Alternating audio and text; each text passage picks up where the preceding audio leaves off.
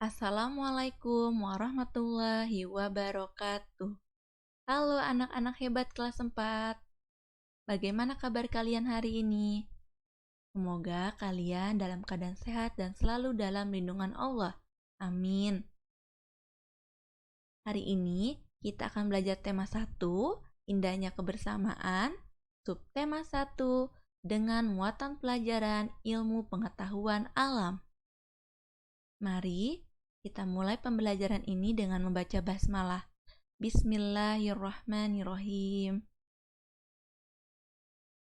Baik, hari ini kita akan belajar KD 3.5 menerapkan sifat-sifat bunyi dan keterkaitannya dengan indera pendengaran.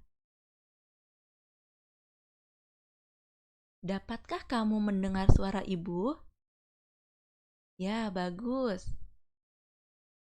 Nah, tahukah kamu mengapa kamu dapat mendengar suara ibu? Ya, betul sekali, karena kita memiliki telinga. Kita bisa mendengar karena Allah memberi kita organ pendengaran dan ada benda yang bergetar.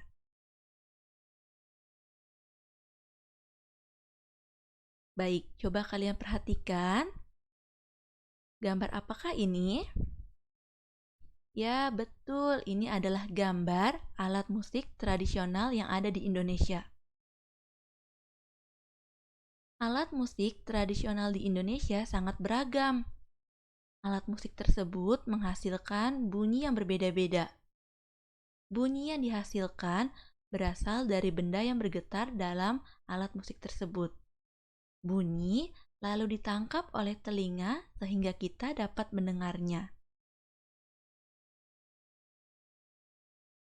Selanjutnya, pengertian bunyi dan sumber bunyi. Bunyi adalah sesuatu yang dapat kita dengar. Bunyi dihasilkan dari benda yang bergetar. Sumber bunyi adalah benda yang bergetar dan menghasilkan bunyi. Semakin besar getaran benda, bunyi yang dihasilkan semakin kuat. Sebaliknya, semakin kecil getaran benda, bunyi yang dihasilkan pun semakin lemah. Tidak semua bunyi bisa didengar oleh telinga manusia. Bunyi yang bisa didengar oleh manusia adalah bunyi audiosonik, yaitu bunyi yang mempunyai getaran 20 sampai 20.000 Hz. Selanjutnya, alat musik dapat menghasilkan bunyi yang berbeda-beda. Cara memainkannya pun berbeda-beda. Berikut cara memainkan alat musik beserta contohnya. 1. Dipukul. Alat musik yang dimainkan dengan cara dipukul, misalnya gong dan gendang. Alat musik tersebut harus dipukul agar bergetar dan menghasilkan bunyi. 2. Ditiup. Alat musik yang dimainkan dengan cara ditiup, misalnya seruling, saluang, dan terompet.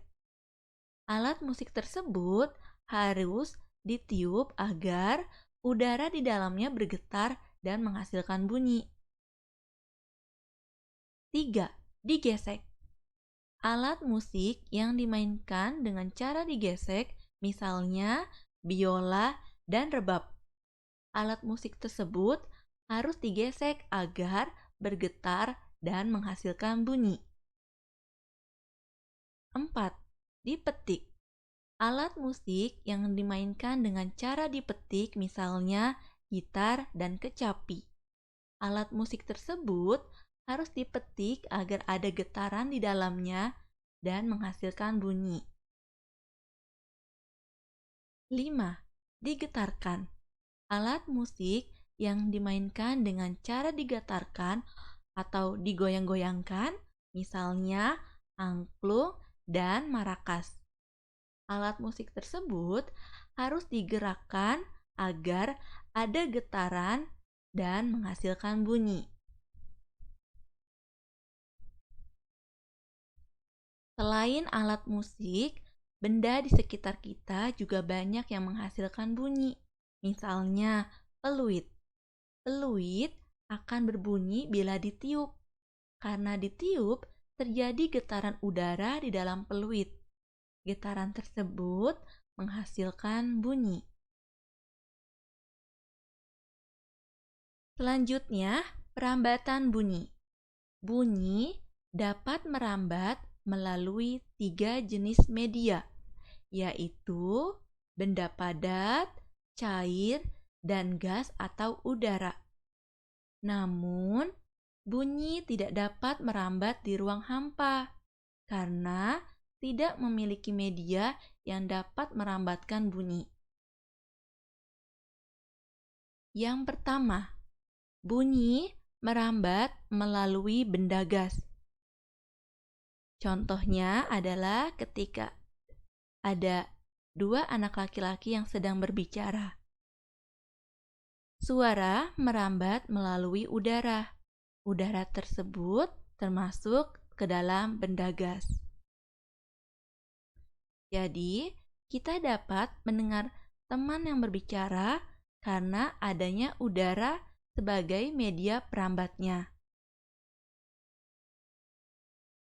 Tahukah kamu contoh lain dari perambatan bunyi melalui benda gas? Nah, contoh lainnya yaitu suara pesawat terbang, suara burung, suara orang sedang berbicara. 2. Bunyi merambat melalui benda padat. Contohnya ketika ada dua anak laki-laki yang sedang bermain telepon tali. Nah, satu anak laki-laki berbicara. Nah, suara tersebut merambat melalui benang kasur. Oleh karena itu, teman yang satunya dapat mendengar suara. Jadi, suara merambat melalui benang kasur. Nah, benang kasur termasuk ke dalam benda padat. Tahukah kamu contoh lainnya? Nah, contoh lainnya adalah saat kita menempelkan telinga di rel kereta api. Maka, suara roda kereta api akan terdengar meski jaraknya masih jauh dengan kita. Hal ini pada zaman dahulu sering dilakukan oleh orang-orang untuk mengetahui apakah kereta yang akan mereka tumpangi masih jauh atau sudah dekat dengan stasiun. 3.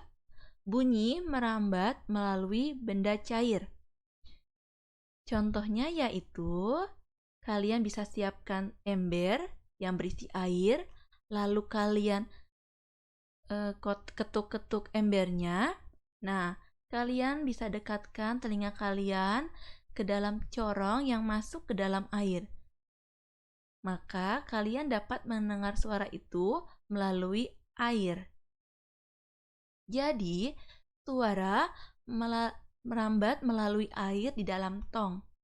Air termasuk ke dalam benda cair. Tahukah kamu contoh lainnya? Nah, contoh lainnya adalah suara lumba-lumba yang tertangkap oleh radar kapal selam. Nah, itu tadi adalah perambatan bunyi melalui benda gas, padat, dan cair. Selanjutnya, saat kita mendengar azan, sebenarnya kita sedang memanfaatkan perambatan bunyi. Azan sampai ke telinga kita karena ada udara sebagai media perambatnya. Orang yang pertama kali disuruh oleh Rasulullah untuk mengumandangkan azan adalah Bilal bin Rabah. Ia dikenal sebagai muadzin pertama dalam Islam. Nah, oleh karena itu, hendaklah kalian bisa menjadi seperti Bilal. Suara yang kita hasilkan berguna untuk menyerukan kebaikan kepada kaum muslimin. Baik, sekian pembelajaran kita pada hari ini. Semoga dapat dipahami dengan baik. Terima kasih anak-anak hebat kelas 4. Wassalamualaikum warahmatullahi wabarakatuh.